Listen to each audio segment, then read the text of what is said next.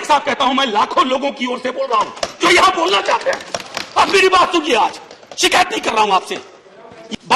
बहुत बड़ा विज्ञापन लगा हुआ है, मुफ्त वैक्सीन, मुफ्त राशन, मुफ्त इलाज।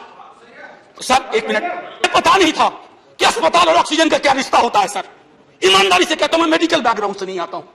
ये पीड़ा व्यक्तिगत है, आंकड़ा मैं नहीं कहना चाहता हूं, मेरा आंकड़ा, तुम्हारा आंकड़ा, अपनी पीड़ा में आंकड़ा ढूंढिए। उन लोगों के नाम भेजना चाहिए जिनकी लाशें गंगा में तैर रही थी। किसी ने कह दिया ये, किसी ने कह दिया वो। रघुनाथ महापात्रा जब मिलते थे गले लगाते थे, बोलते थे जय जगन्नाथ। अचानक में वो नहीं है। आज जय हिंद बोलने में भी वो खुलूस नहीं आ रहा है जो आम दिनों में हुआ करता है।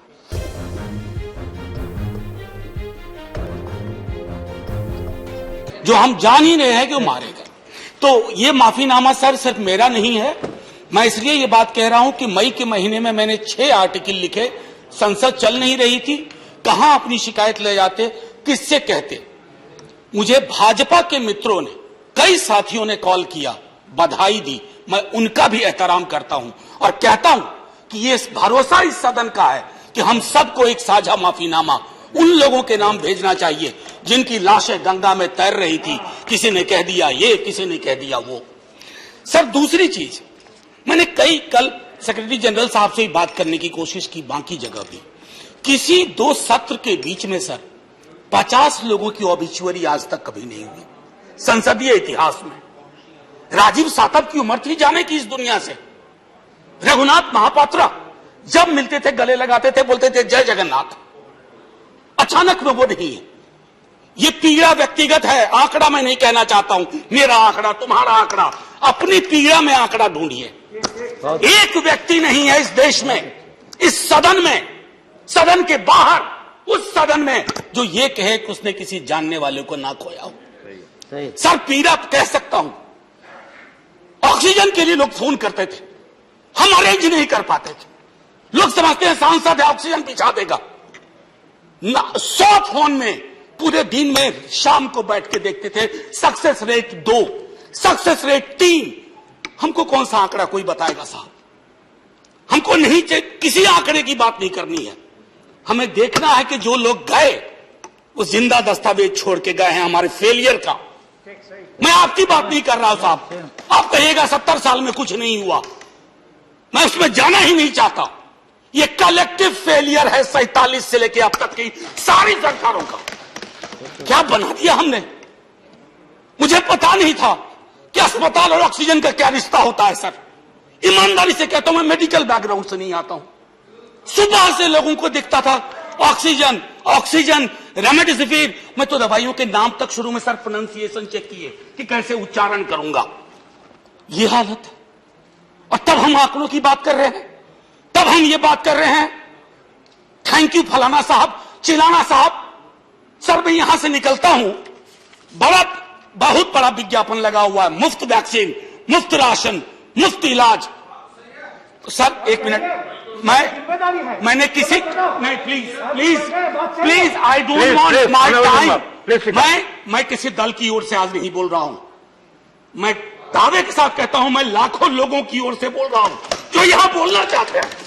अब मेरी बात सुनिए, आज शिकायत नहीं कर रहा हूं आपसे। ये वेलफेयर स्टेट है ना। एक साबुन की टिकिया अगर कोई गरीब गांव में खरीद रहा है ना सर, तो अडानी अंबानी के बराबर का करदाता है। आप उसको कह रहे हो मुफ्त, मुफ्त वैक्सीन, मुफ्त इलाज, मुफ्त राशन। नहीं साहब, कुछ मुफ्त नहीं है, उसका स्टेट है। इस वेलफेयर स्टेट का कमिटमेंट है, उसको आप डिनाइग्रेट मत करिए, डेमोनाइज मत करिए, उसे बौना मत बनाइए। ये आग्रह है मेरा। सर मैं इससे पहले की कुछ और बातें कहूं, मेरे पास सही वक्त है। सर इस कोरोना को मैं भी मानता हूं, मेरे पूर्व के वक्ता कुछ कह रहे थे, ये चैलेंज है हमारे लिए। सर बहुत बड़ी बड़ी बातें नए नए कानून की हो रही है। राइट टू हेल्थ की बात क्यों नहीं करते हम लोग?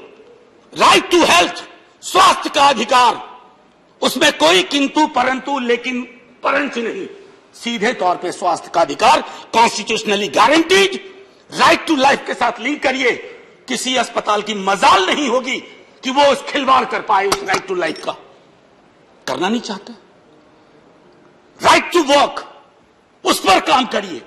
पॉपुलेशन को लेकर के बहुत बातें हो रही हैं साहब, डेमोग्राफी को डेमोग्राफर्स को छोड़ दीजिए। बड़ा संश्लिष्ट विज्ञान है, लेकिन ये हम कर सकते हैं इस सदन और उस सदन में। Right to life, right to work पर लेजिस्लेशन लाइए ताकि कोई आपदा आए। अभी तो हमारे लीडर ऑफ हाउस नहीं है, नए नए बने हैं। उनसे मैं कहता, जब वो रेल मंत्री थे, हॉस्पिटैलिटी सेक्टर के लोगों को निकाल दिया गया। इसी कोरोना काल में मैंने लगातार आवाज उठाई, कोई सुनने वाला नहीं है सर, कोई नहीं सुन रहा। अगर आप सांसद की नहीं सुन रहे हैं तो जो छोटे अदना संविदा वाले नौकरी से निकाले गए उसकी कौन सुनेगा सर। एक और अद्भुत चीज हुई इसी कोरोना के दौरान, माननीय उपसभापति महोदय, जब हाहाकार मचा हुआ था हॉस्पिटल के लिए, आईसीयू बेड्स के लिए,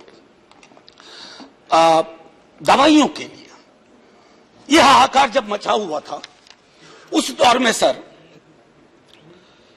कई चीजें हुई, जिसमें से एक जो महत्वपूर्ण चीज मैं जिसका जिक्र करूंगा, उस हाहाकार में सरकारें, मैं सिर्फ केंद्र को नहीं कह रहा हूं, कई राज्य सरकारें भी नदारद थी। वो 1.5 महीना कैसे बिताया है इस मुल्क ने। हमारे सदन के कोई लोग बड़ी मुश्किल से बच के आए हैं, मैं नाम नहीं लूंगा। पूरे देश ने वो वक्त कैसे बिताया है, नाइटमेयर की तरह लगता है सर, डरावना लगता है। एक मेरा स्टूडेंट पढ़ा है, वह 37 साल का, हॉस्पिटल का बेड जब तक मैंने अरेंज किया वो दुनिया छोड़ के जा चुका था। मैं इसलिए बार बार इसको इसलिए ये कह रहा हूं कि इसमें व्यक्तिगत पीड़ा को ढूंढिए, तब हम इसका निदान ढूंढ पाएंगे। मेरी नाव तुम्हारी नाव, मेरा काल तुम्हारा काल, ये तो बहुत कुछ हुआ, इस भौकाल से आपको कुछ हासिल नहीं होगा। सर बस 1 मिनट और लूंगा, जो मैं कहना चाह रहा था। सर एक खत मैंने मृतात्माओं के नाम लिखा था, कुछ कर नहीं पा रहा था, बेबसी में एक खत लिखा, जो लोग इस दुनिया से चले गए। उसमें कुछ मैंने सलाह दी थी सर सरकार से, और ये जो उस बीच में कहा गया कि सरकारें फेल नहीं की, सिस्टम फेल कर गया। अरे साहब, ये सिस्टम क्या है? बचपन से सुनते थे कि सिस्टम के पीछे व्यक्ति होता है, सिस्टम के पीछे एक संरचना होती है। अगर वो सिस्टम फेल किया है, चाहे दिल्ली में या किसी गांव की गलियों में, तो वहां की सरकारें फेल की। सिस्टम का नाम इसे मत दीजिए, क्योंकि यही वो सिस्टम बनाते हैं। धन्यवाद। और आप बस आखिरी टिप्पणी करने दीजिए। प्रोफेसर धन्यवाद, आपको ज्यादा टाइम दे चुका हूं मैंने। सर बस 10 सेकंड लूंगा। आज जय हिंद बोलने में भी वो खुलूस नहीं आ रहा है जो आम दिनों में हुआ करता है। मैं सिर्फ इतना आपसे आपके माध्यम से कहना चाहता हूं, मैंने एक शिकायत नहीं की सर, किसी से नहीं। किससे शिकायत करेंगे?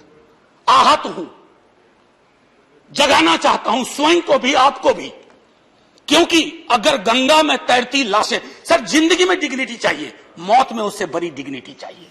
हमने अनडिग्निफाइड डेथ को विटनेस किया है, और अगर हमने इसको दुरुस्त नहीं किया सर, आने वाली सदियां माफ नहीं करेगी। आप बड़े बड़े इश्तहार छपवाओ, अखबारों के 4 पन्ने रंग दो, फलाना थैंक यू सर, इतिहास को थैंक यू कहने का मौका मिलना चाहिए। धन्यवाद। जय हिंद सर। अगर मेरी बात से फिर भी किसी को कष्ट पहुंचाओ, मैं उन्हीं लाखों लोगों की धन्यवाद डेड बॉडी के बिहाफ पे आपसे माफी मांगता हूं। जय हिंद। धन्यवाद। Next speaker is Sanjay. ये वीडियो अगर आपको पसंद आया हो तो इसे लाइक करें, कमेंट करें, शेयर करें, और हाँ, हमारे चैनल को सब्सक्राइब करना ना भूलें, ताकि देश विदेश से जुड़ी खबरें आप मिस ना करें, क्योंकि कोरोना काल में 2 गज दूरी, मास्क है जरूरी। नमस्कार।